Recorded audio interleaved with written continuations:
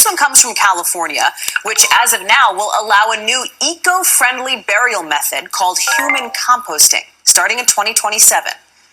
The bill was just signed into law by Governor Gavin Newsom over the weekend, and it is a process, human composting, where your deceased loved one is turned into healthy soil. Companies that offer this say every person who chooses this option over more traditional methods like burial or cremation will save 1 metric ton of carbon from entering the environment.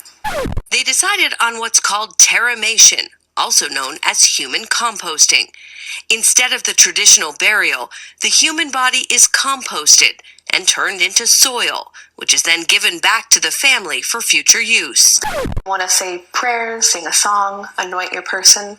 That's what this room is for. And ceremonies can be personalized for all religions and belief systems. At the end of the process, families are given the remaining soil. Cremation, according to Environmental Advocates New York, uses about 28 gallons of fuel and releases 540 pounds of carbon dioxide into the atmosphere per body. Terramation takes about 90% less energy to complete, and when we're done, we have a material, soil, that can then be used to restart the cycle of life.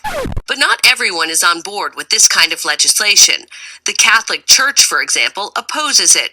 The New York State Catholic Conference saying in a statement in part, a process whereby human remains are composted and scattered in a designated scattering garden or area in a cemetery fails to sufficiently respect the dignity due the deceased. Trina said she's found comfort in the terramation process and believes that through this option, her mother's legacy of caring for the environment can live on. This is Leanne, how she would choose for herself and others to be mindful of the footprint that she left.